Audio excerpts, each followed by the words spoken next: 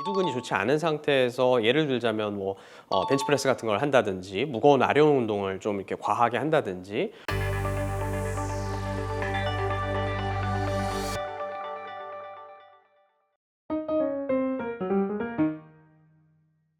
네, 어깨 앞쪽, 특히 이렇게 어깨하고 팔이 만나는 부분이 정확하게 콕콕 찌르듯이 아프다면 우리가 이제 상완 이두근염을 의심해 볼 수가 있습니다. 이 상완 이두근염은 팔을 들 때나 물건을 들 때, 혹은 팔꿈치를 굽혀서 힘을 주거나 뭔가 이제 앞에서 우리가 생활하는 많은 동작들에서 사실 상완 이두근을 사용을 하기 때문에 이제 그 사용량이 워낙 많은 부분인데요. 이럴 때 이제 통증이 심해진다. 그리고 특정 구역, 특히 이 앞쪽 부분에서 콕콕 쑤시는 통증이 계속 느껴진다 한다고 한다면 이 상완 이두근염을 먼저 의심하게 되는 경우가 많습니다.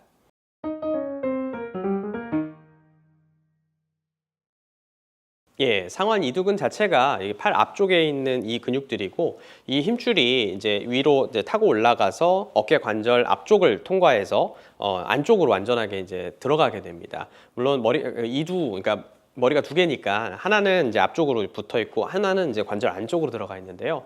어쨌든 이 통과하는 부분, 이 어깨 앞쪽 부분에서 염증이라든지 미세 손상이 반복되면서 그 부분에 이제 문제가 생기면 통증이 생기는 질환을 우리가 상완 이두근염이라고 합니다.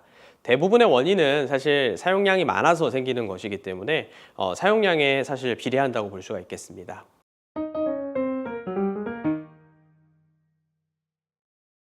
네.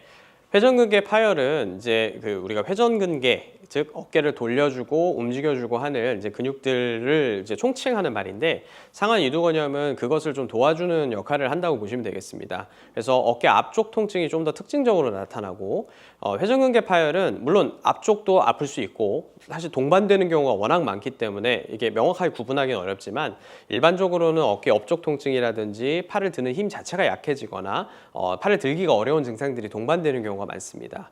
하지만 앞서 말씀드린 듯이 이 두 질환이 사실 함께 존재하는 경우가 워낙 많기 때문에 초음파라든지 MRI 검사를 통해서 실제로 어느 정도의 손상이 있는가를 판단하는 것이 오히려 더 중요하다고 할 수 있겠습니다.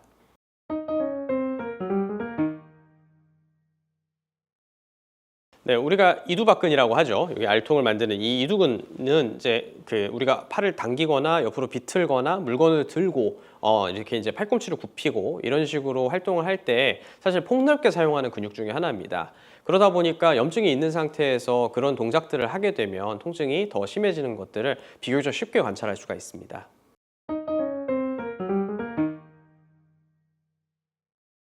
네, 물론 관련이 있습니다. 그래서 이제 운동을 하시는 분들 같은 경우는 이제 2두라든지 3두 이렇게 구분해서 운동도 하시고 하지만 일반인 같은 경우는 사실 잘 못하는 경우도 많은데요. 이두근이 좋지 않은 상태에서 예를 들자면 벤치프레스 같은 걸 한다든지 무거운 아령 운동을 좀 이렇게 과하게 한다든지 이런 것들을 하시면 사실 당연히 악화되는 요인으로 우리가 볼 수가 있겠고 골프 스윙 같이 이제 반복적인 동작들을 하는 경우에도 사실 괜찮을 땐 상관이 없지만 그러니까 염증이 생겨서 좋지 않은 상황에서 반복 동작을 무리하게 하는 경우에는 조금 더 상황을 악화시킬 수 있다. 이렇게 이제 말씀드릴 수 있겠고요. 특히나 이제 이런 부분들은 워낙 이제 평소에 사용량이 많기 때문에 어느 정도 안 좋으신 분들은 운동량을 좀 조절해서 하는 것들이 중요한데 내 몸 상태를 감안하지 않고 갑작스럽게 운동량을 늘리거나 무게를 늘리거나 하는 등의 경우에는 갑작스럽게 좀 나빠지는 경우가 많기 때문에 참고를 하셨으면 좋겠습니다.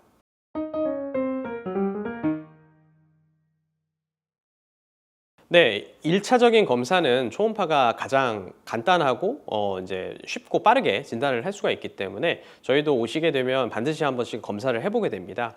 그래서 초음파를 통해서 힘줄 상태를 이제 보고 주변의 염증 소견, 주위의 삼출액 혹은 파열 소견 이런 것들을 이제 확인을 할 수가 있고요. 앞서는 말씀드렸듯이 이게 이두근만의 문제라기보다는 사실 옆에 있는 회전근개에도 같이 이제 좀 나빠져 있는 경우가 많기 때문에 그런 부분들도 함께 점검을 해드리고 필요한 경우에는 MRI를 추가해서 이제 실질적인 상황에 대해서 좀 더 판단을 하고 필요한 경우에는 이제 좀 더 치료를 이제 언급을 해드리고 있습니다.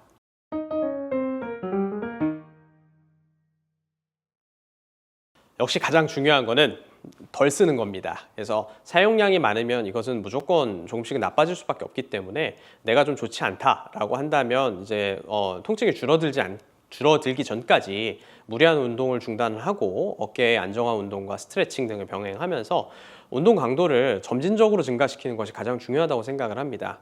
어느 정도 통증이 좀 좋아졌다고 바로 그 강도를 올리거나 무게를 올리게 되면 워낙에 재발이 잦습니다. 실제로 이제 통증이 좀 좋아지셨어도 초음파 검사를 다시 해보면 아직도 그 주변에 염증은 그대로 있거나 혹은 좀 줄어들었어도 좀 보이는 경우가 많거든요. 그래서 실제 내가 아픈 것과 이 힘줄의 상태는 꼭 일치하지는 않기 때문에 통증이 사라졌다고 바로 이렇게 이제 무리한 활동을 하시기보다는 정확하게 진단과 치료를 받고 어느 정도 이제 확실하게 좋아졌다라고 판단이 됐을 때 강도를 올려 나가시는 것이 더 건강한 운동 생활을 하는 데 도움이 될 것입니다.